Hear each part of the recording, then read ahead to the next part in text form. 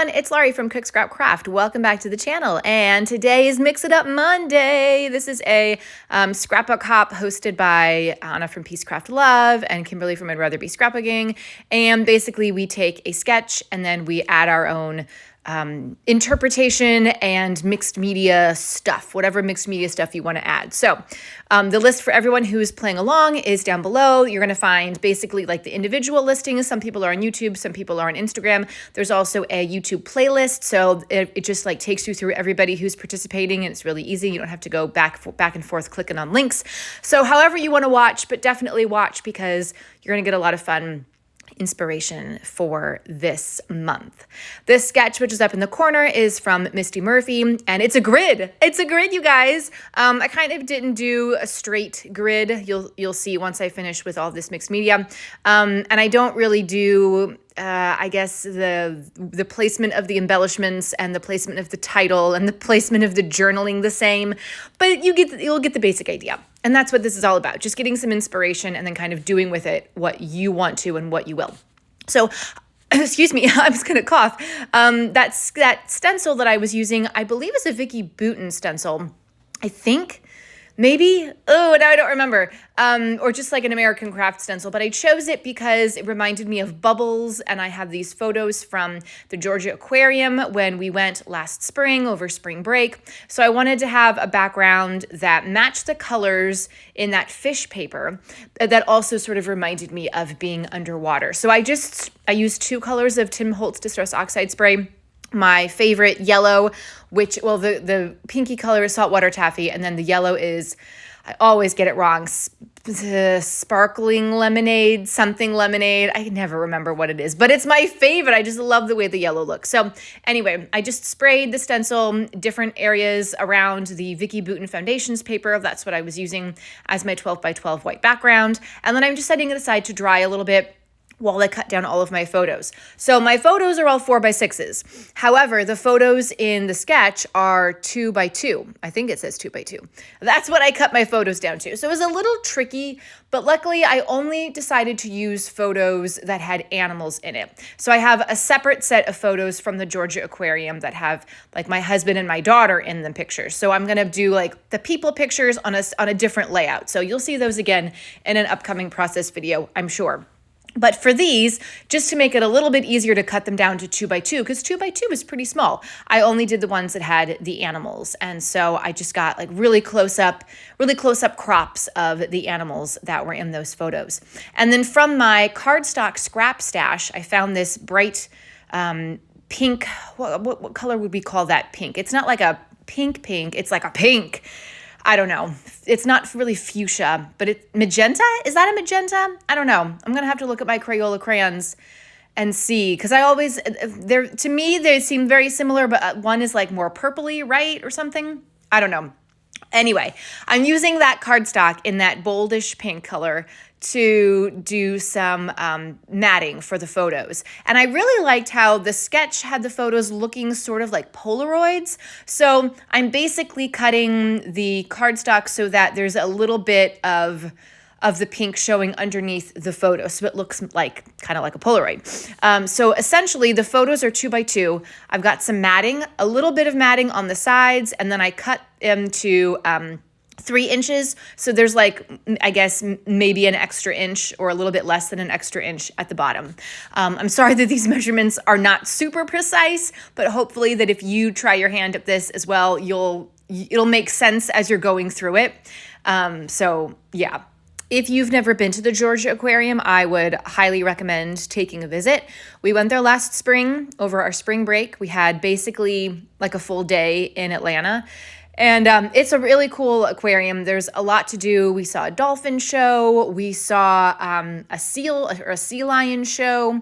There's this cool, it's like, what they call a people mover in an airport. Like you get on the flat escalator thing, and it takes you like underneath where the animals are swimming over you and all on that. There's a little kind of like play area for kids to crawl around in, like a bridge that they can go across. There was a lot. I think we managed to see everything. As aquariums go, it's kind of expensive, But it was definitely a really interesting experience, and we had a lot of fun checking out all the different sea animals that were at the aquarium. So anyway, all right, the sketch is gone, so hopefully you got enough of it. You saw enough of it. Again, that was from Misty Murphy, and you can go to the Peacecraft Love Clubhouse Facebook group and find all the past, I guess the past Mix It Up Mondays, and as well as the current sketch. So that you can try your hand at this as well. So I've got the fish paper as the background for my grid of 6 photos.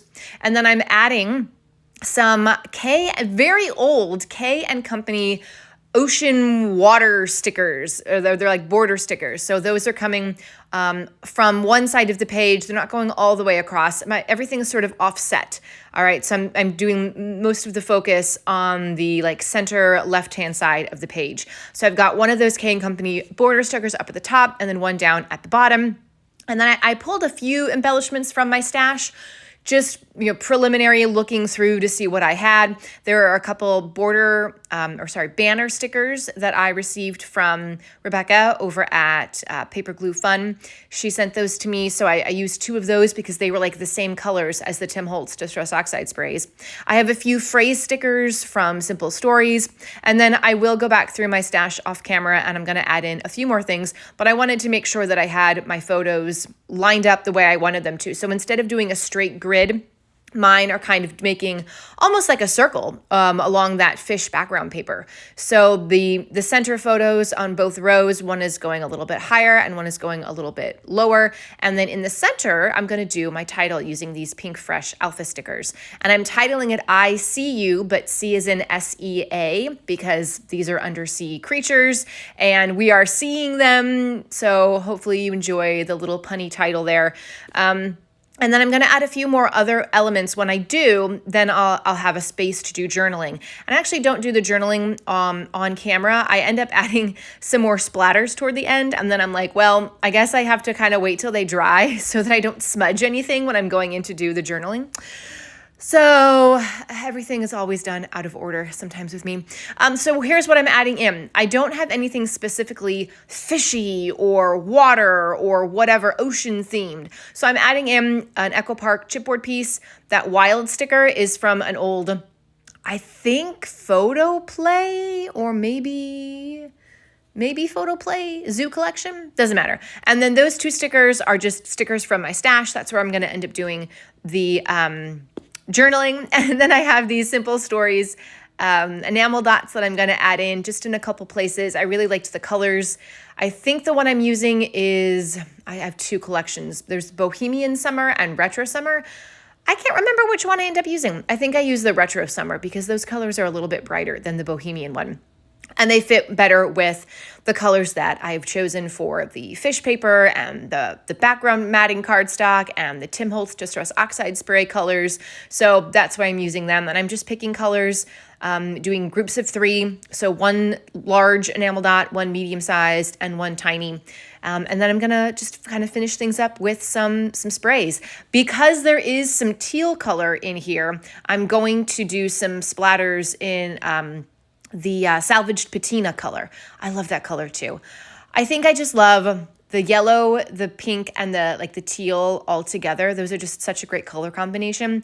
So anyway, I think what I'm doing right now is I'm looking for the salvaged patina. I still need to organize my Tim Holtz Distress Oxide sprays. Still need to get that done. I had my scrap room organized and then I started using it. And so now it's not so organized anymore. But anyway, these are the close-ups. I hope that you hop along with us today and also show us your take on today's Mix It Up Monday challenge. Use hashtag MIUM when you share your work on social media. Thanks for watching and I'll see you next time.